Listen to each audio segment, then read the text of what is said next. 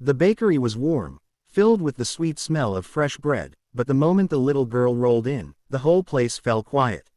She moved slowly, pushing her worn-out wheelchair with trembling hands. Her clothes were simple, her hair tied in a loose braid, and her eyes, big, brown, and tired, held a sadness far beyond her age. She looked up at the glass display where colorful cakes stood like tiny worlds of happiness. She swallowed hard and whispered, "Excuse me, how much is the smallest cake?" The baker leaned forward. $8. The girl nodded, trying to look brave. She reached into her pocket and placed 3 crushed dollar bills on the counter. Maybe you have something smaller. Today is my birthday." Her voice cracked on the last word. The baker stared at the money, then at her. Customers behind her looked away, uncomfortable. It was a scene no one wanted to witness, but everyone felt. The baker shook his head. "I'm sorry, sweetheart. I don't have anything for $3. The girl smiled painfully and whispered, "It's okay.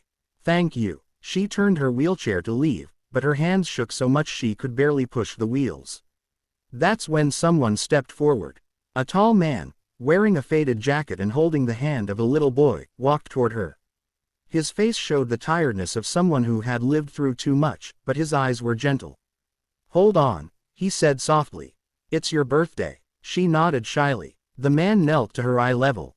"How old are you?" 10. "And your name?" "Sarah." The little boy beside him tugged his sleeve.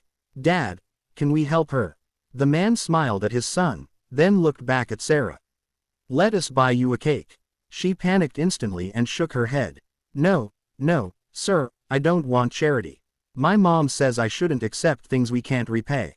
The man's face changed. A shadow of memory passed through his expression. "I understand," he whispered. "My wife used to say the same thing." The boy's grip on his hand tightened. The baker watched silently as the man stood up, picked the most beautiful small cake, white frosting, pink flowers, a tiny chocolate heart, and placed it gently on the counter. "This one," he said firmly. Sarah panicked even more. "Sir, I can't take this. I really can't." The man knelt again. "Then pay me something." She blinked in confusion. "But I only have $3. "Perfect," he said, offering his hand. $3 for a cake and a promise.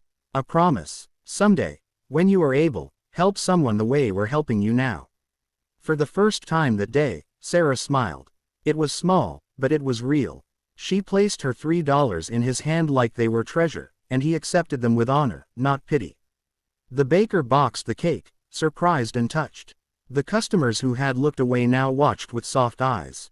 As the man took the box and handed it to Sarah, the baker noticed something. His jacket sleeve had risen, revealing a hospital wristband. The date was from just 2 days ago. The man caught the baker's look and pulled his sleeve down quickly. Sarah noticed too. Are you okay?" The man hesitated, then sighed. "I'm a single dad. 2 weeks ago, I lost my job.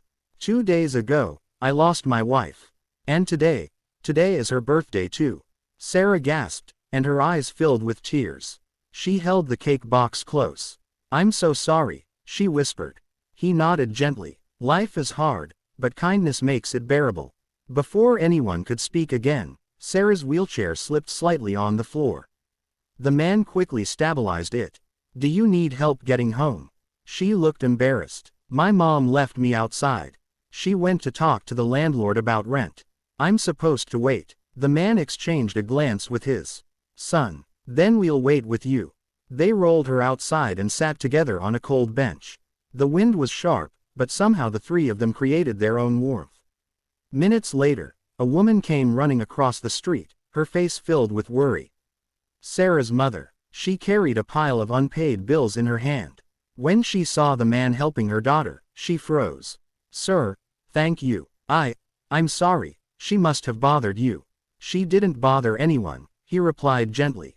"She made our day." The woman's shoulders trembled. "We're struggling. I can't afford proper treatment for her legs. I don't know how long I can keep us afloat." The man listened carefully. Then he looked at his son, then back at the mother. His voice softened. "My late wife, she left some money behind. Not much, but enough to help someone who needs it more than we do." The woman shook her head in shock. "No, I can't take that. It's not charity," he said. It's a promise I made. My wife wanted her final gift to reach someone who deserved hope. The mother covered her mouth, tears pouring down. He continued, use it for Sarah's treatment. She deserves a chance to walk again. Sarah burst into tears. Sir, I don't know how to thank you. Just walk someday, he whispered. That will be thanks enough. Months passed. Sarah went through therapy, surgeries, and endless struggles. But she remembered the man every single day. And then, one warm afternoon, in the same bakery, the doors opened.